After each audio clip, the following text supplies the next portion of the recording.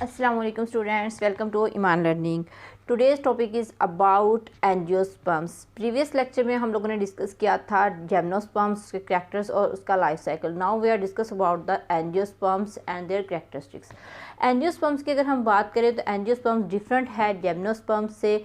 Basic reason जो है वो जिम्नोस्पर्म्स में जो है वो नेकेड सीड प्लांट होते हैं और एंजियोस्पर्म्स के अंदर स्टूडेंट्स जो है वो फ्रूट के अंदर इनका जो सीड है वो रहता है. तो इस वजह से ये डिफरेंट है. ओके, सो अगर हम इसकी करेक्टरिस्टिक्स की बात करें तो करेक्टरिस्टिक्स में हम देखते हैं कि it is a flower producing plant and bear their seed inside the fruit. तो इनका जो सीड है वो फ्रूट के अंदर जो है वो मौजूद होता है. तो ये रीज़न भी है कि इसको डिफरेंट बनाता है.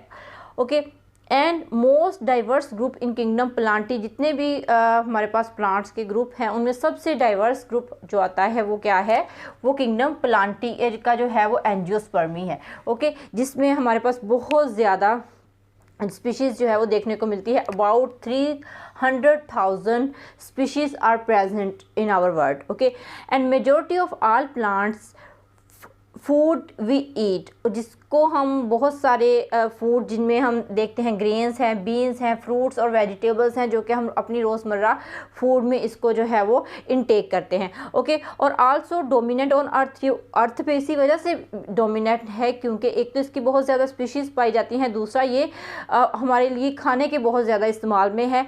और अगर हम देखें ना सिर्फ खाने के लिए बल्कि ये हमारे पास ऑर्नामेंटल प्लांट भी है जिसमें एनिमल के लिए फूड भी पाया जाता है और ह्यूमंस के लिए भी सोर्स ऑफ फार्माक्यूटिकल यानी कि मेडिसिन्स जो है हासिल करने का सोर्स भी जो है वो एंजियोस्पर्मी प्लांट में बहुत ज़्यादा देखा गया है. और फाइबर प्रोडक्ट है, टिम्बर है. तो ये सारी ऐसी चीज़ें हैं जिसको हम एंजियोस्पर्मी में बहुत ज़्यादा लेते हैं. ओके, तो इस वजह से ये बहुत ज़्यादा डाइवर्स भी है, बहुत ज़्यादा इसके अंदर वैरायटी भी मौजूद है. और इसमें आप देखते हैं इसमें प्लांट जो है वो ग्रासेस में भी आते हैं, इसमें श्रब्स में भी आते हैं और इसमें बड़े बड़े ट्रीज़ में भी प्लांट हमारे पास आते हैं. ओके, तो now we are discuss about the basic flower of angiosperms. इसको हम इसलिए डिस्कस कर रहे हैं स्टूडेंट्स क्योंकि हम नेक्स्ट इसका जब लाइफ साइकिल डिस्कस करेंगे तो उसमें आपको ये चीज़ें जो है वो हेल्प करेंगी. तो ये इसका बेसिक एक हमारे पास फ्लावर है. ओके, फ्लावर के अगर हम पार्ट्स की बात करें तो यहाँ पे हमारे पास सेपल्स आ जाती है जो फ्लावर के नीचे जो है कलरफुल पत्तियों के नीचे एक पत्ती होती है ग्रीन कलर की, तो उसको हम सेपल्स बोलते हैं.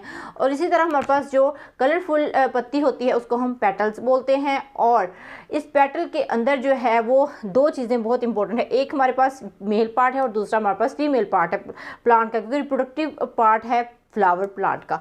ओके, एंजियोस्पर्म के अंदर. अगर हम मेल पार्ट की बात करें तो मेल में हमारे पास यहाँ पे आता है स्टेमन्स. स्टेमन्स के ऊपर पोलन ग्रेन्स होते हैं और स्टेमन्स जो है वो दो पार्ट्स पे मुश्तमिल होता है, एंथर एंड फिलामेंट. इसको जो है वो हम कंबाइन करके स्टेमन बोलते हैं. ओके, और इसके ऊपर क्या मौजूद होते हैं, पोलन ग्रेन्स मौजूद होते हैं जो कि नेक्स्ट सीड बनने में जो है वो हेल्प आउट करते हैं.